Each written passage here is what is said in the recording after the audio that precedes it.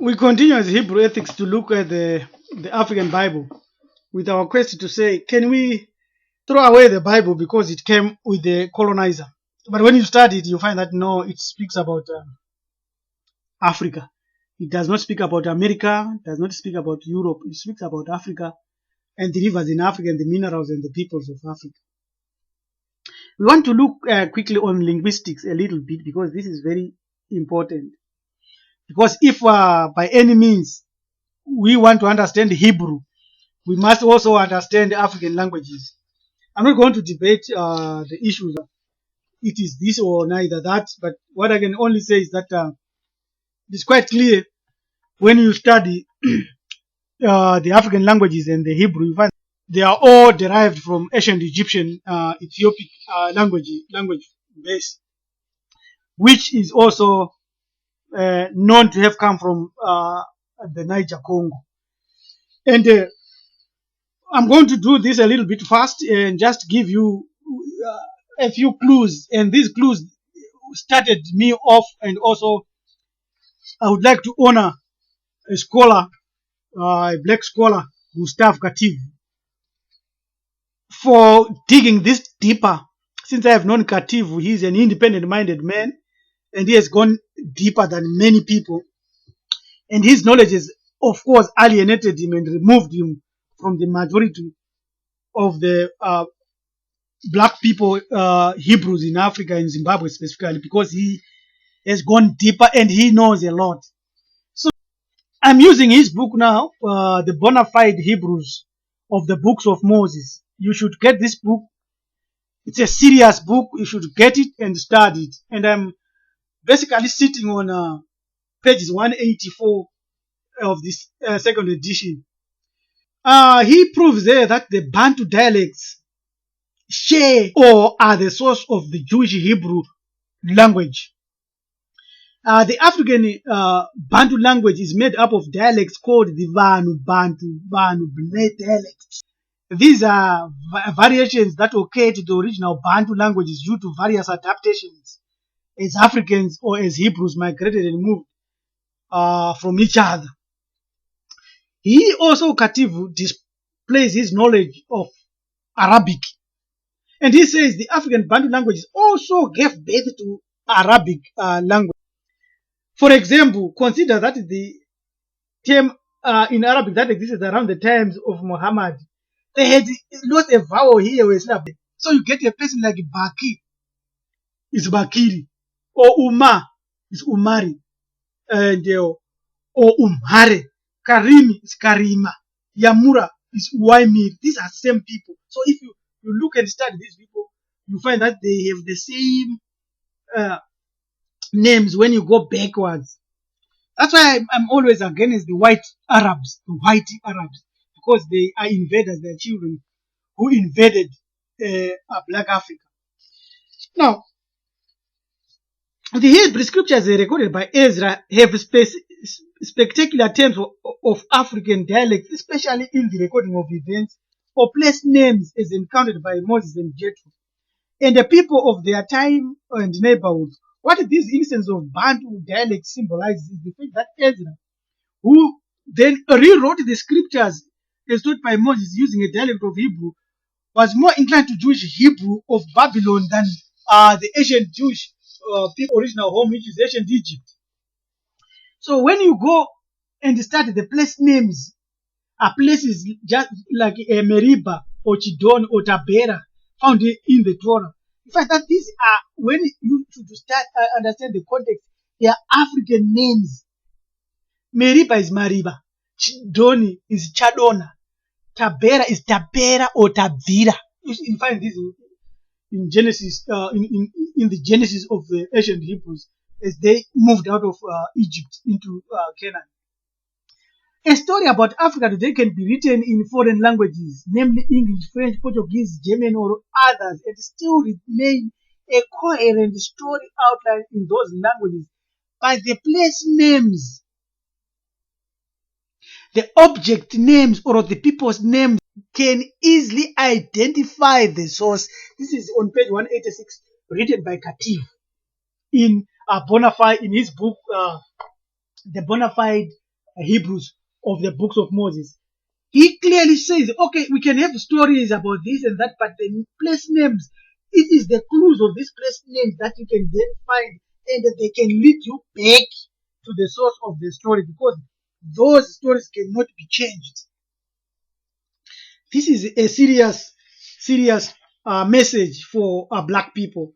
This is a serious message, and I'm saying again, you need to buy this book, you need to study it, you need to look at it.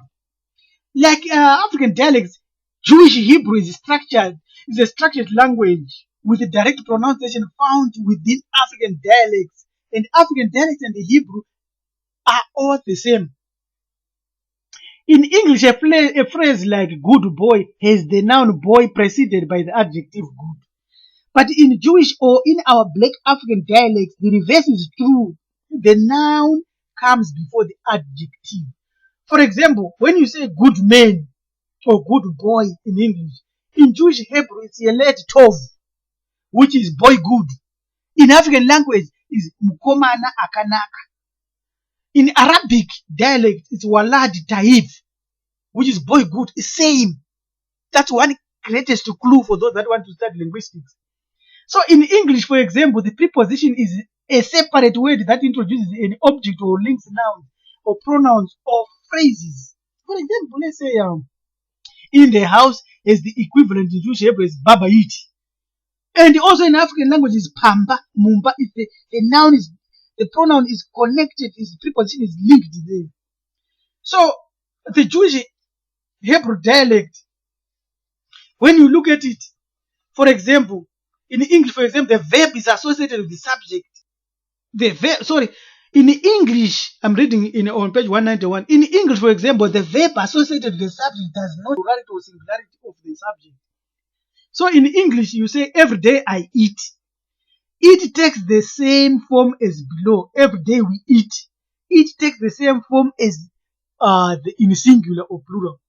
But in Jewish or Hebrew dialect, Yom Yom Ochel. No, sorry. Yom Yom Ani Ochel. Yom Yom is every day.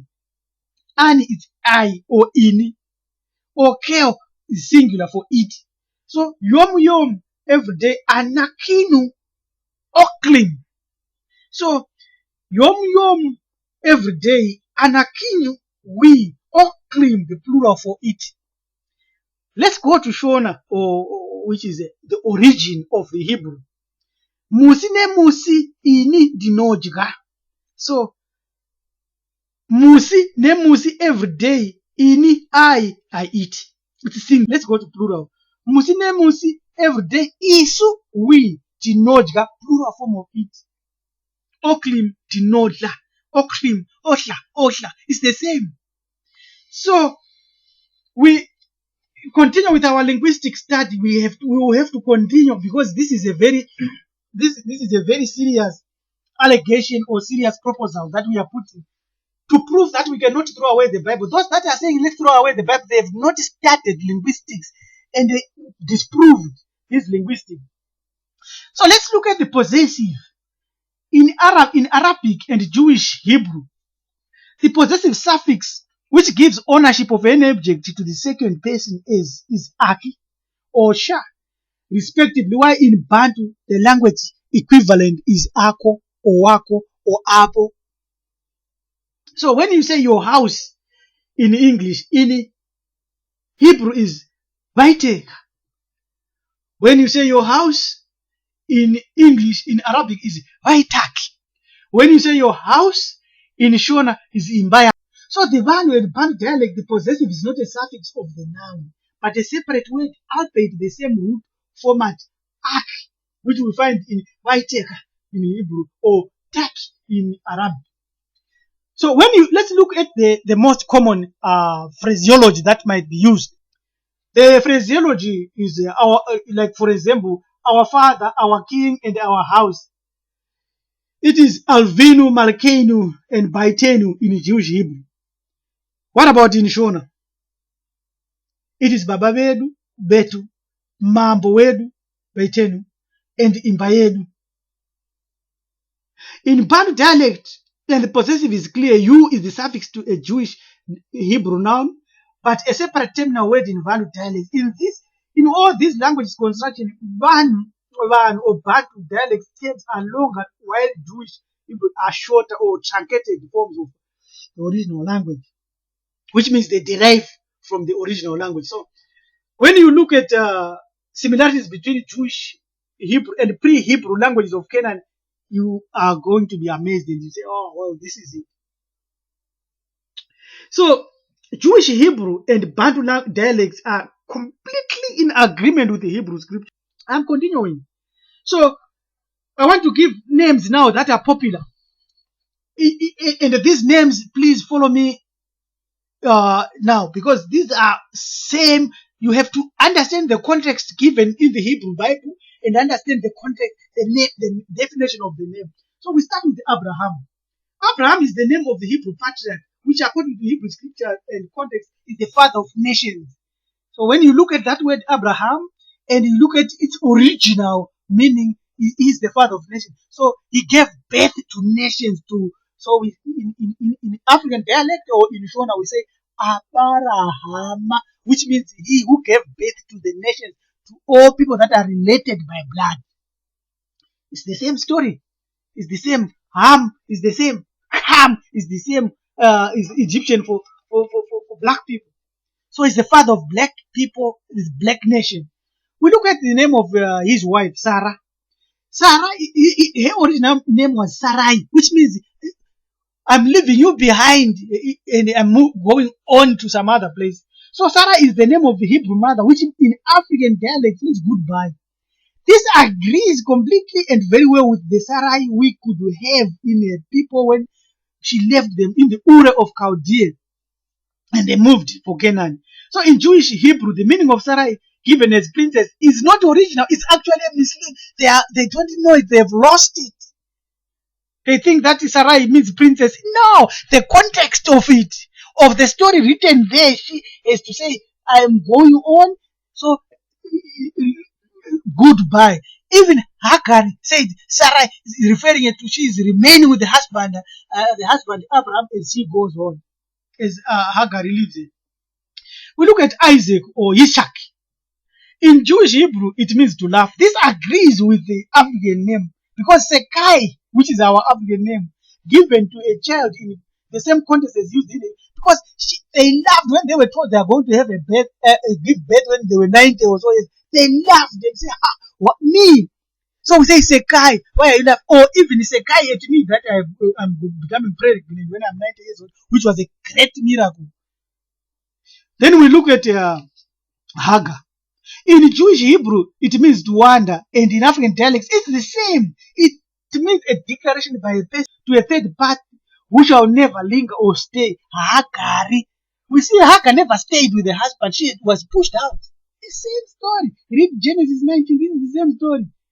It was a fate of Hagar as pronounced by Sarai, who remained, who stayed with the husband. That she cannot share the husband with her. And she had to go away or wander. That's the name Hagar. Then we look at the name Esau. We know the story. Esau in Jewish Hebrew or is Esau. It's not direct meaning. They have lost it. They don't even know these Hebrews. They don't know what it means. But the context tells us Usabi. It means he sold out his birthright because of soup. Usabi is in Shona for soup. In African dialect, it also means Isabi. It means he has no power or opportunity to inherit his birthright, which Esau did. We look at Yaakov. This is Hebrew Yaakov or Jacob. In Hebrew, they don't know the meaning of Yaakov. The Jews have associated it with a supplanter borrowed from what Jacob did to Esau, which is not correct. In African dialect, the name Yaakov or Yaakov means you have inherited it. Then we look at Yocheved, the mother of Miriam. Aaron and Moses has no direct meaning in Jewish Hebrew, but in Bantu or in our African dialect, Yocheved is Ochivei or Yochivedi or Yachivei, which means what has she coveted? When her child has been saved by the daughter of the Pharaoh and is made to grow up like a prince when other children are slaves in the East, Yachivei. same story straight. We look again at Jethro. In a Jewish Hebrew, it's Yitro, and they have no direct meaning. While in our African dialect, we know the name is Yitiro or Maitiro, meaning the way to do things or the way to govern, which agrees completely and correctly with the role that this man played when he taught Mundizi or Moses the way to govern by instituting a traditional way of hierarchy and a traditional way of African traditional leadership. The chiefs and the headmen as they obtain in African governance systems today, which we still have. My chief is Nemangwe, and my sabuk or headman is Machokonera or Seven. And the place I come from is Gokwe. This is all it goes in the hierarchy. Now, we look at Aaron. In Jewish Hebrew, they have no meaning for Aaron, the greatest priest, high priest. But if you start and you come to Africa and you come to Zimbabwe, the name Aaron exists in the Bantu. It's a direct and a dialect. In its direct dialect, Haruna, which literally means he is without inheritance. He is without something. So what did Aaron did? What does Aaron mean? It means that his tribe had no inheritance. The Levites or the Roshes did not have an inheritance. Let's look at the greatest figure of all when we look at the Torah or the Old Testament. This is Moses. He's popular. He's known all over.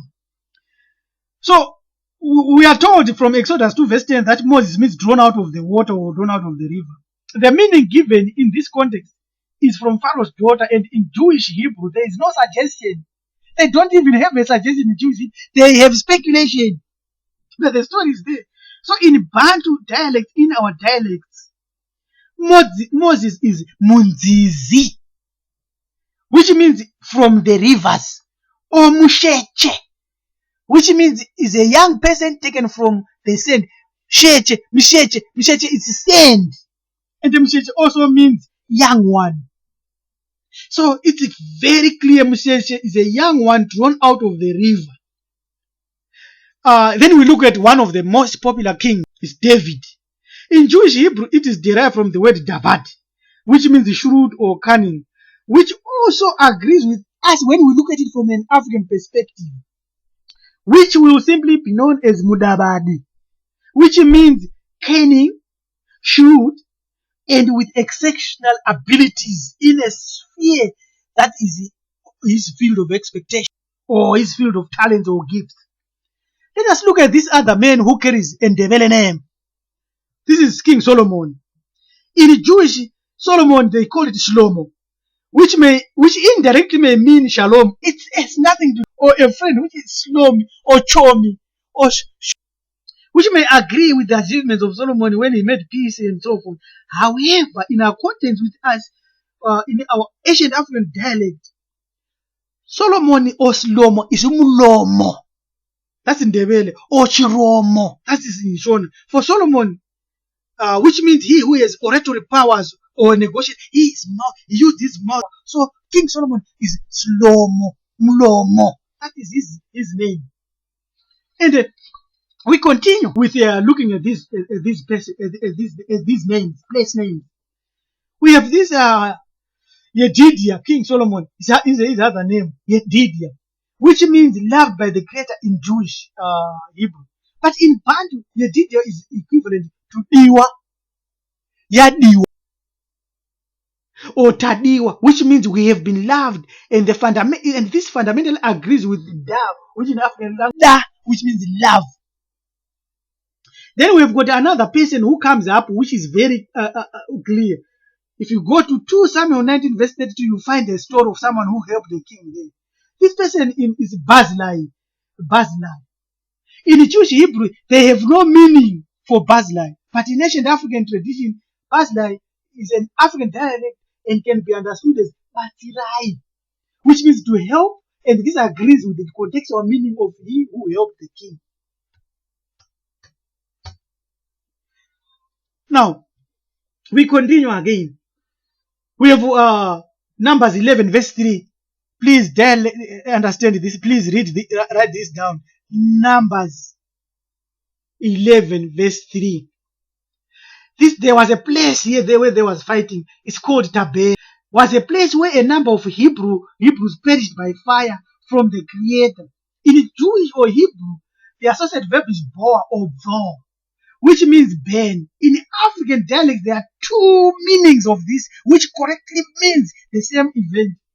It means tabira, which means they burned, and tapera, which means they were exclusively burnt out. The latter combination of these two gives total contextual sense of the event as reported and written in Numbers 11 verse 3. Thus, therefore, there's agreement here with the story and the name, and this name was there before the written Torah. Then you go to Joshua 7 verse 21 to 26.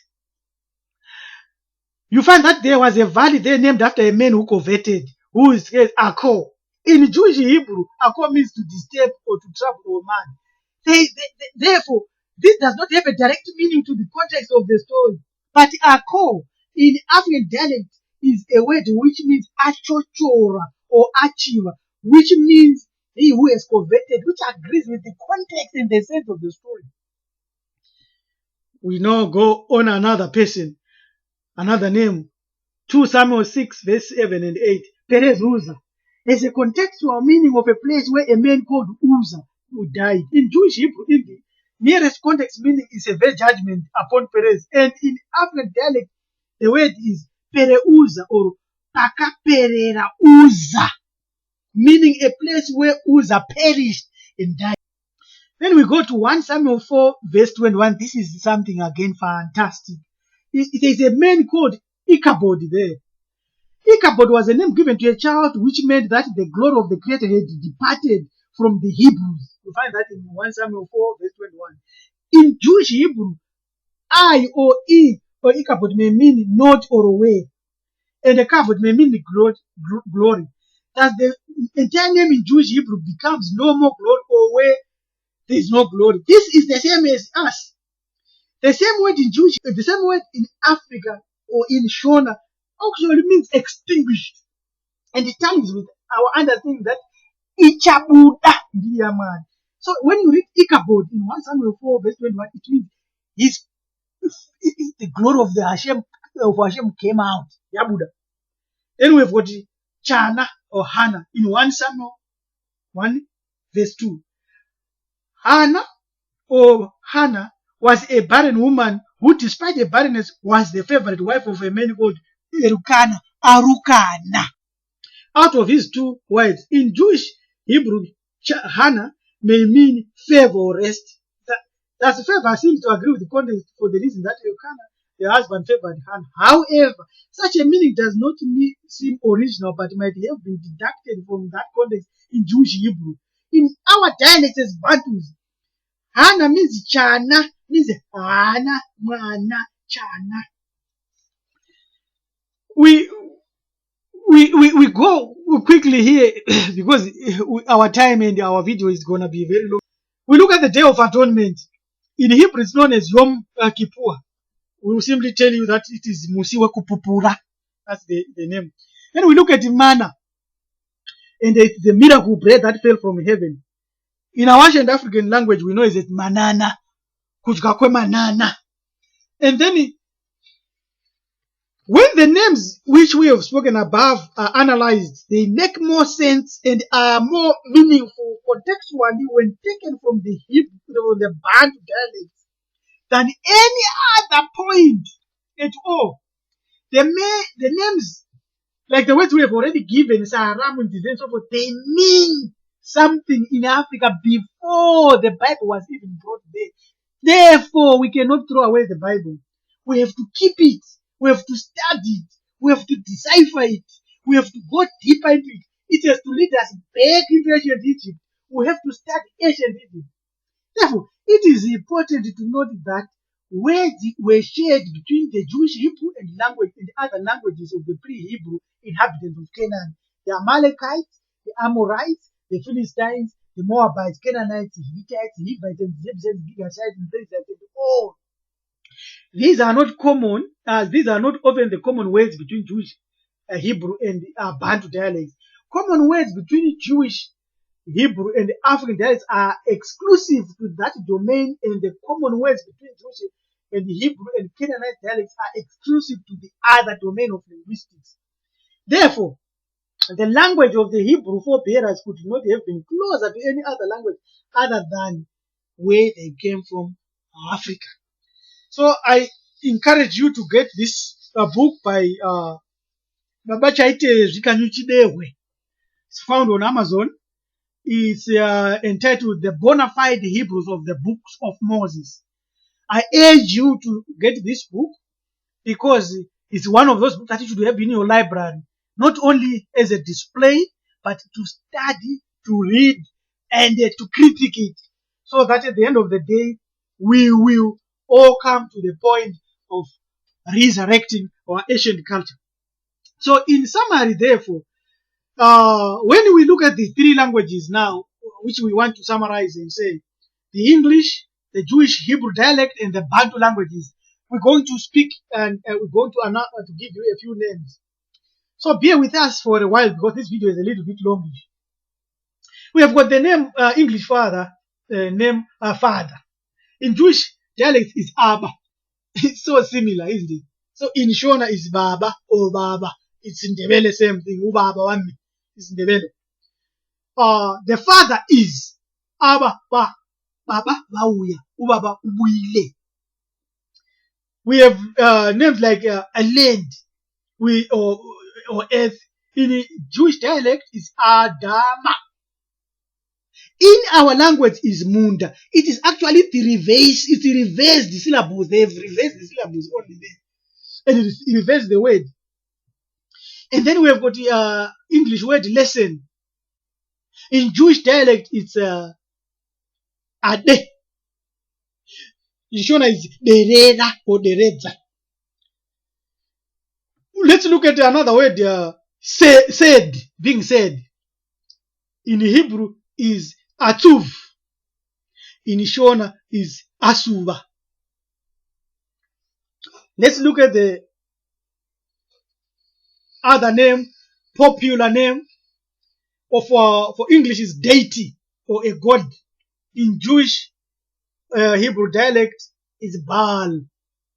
In Shona it's Mari. Now, when you look at the syllable Mwa, MWA syllable, this is the same as the syllable BA, while the RI is the same syllable as L. So in African languages, the designation Mari can be Mali or Bali. This does not constitute, it's a non-commensurate with our attributes of the Creator. This is a god, a goddess. So when you say Mari, Mari, Mari, Mari, you are saying Baal, Baal, Baal, Baal, Baal. So be careful with these names. Be smart with these names. So at the end of the day, we will say we can't go on and on because there is just terrible, there's too much. So I want to thank you for taking your time to listen to up to this stage. Again, once more, in conclusion, we cannot throw away the Bible, the Old Testament, and the Torah. These are our books. Thank you.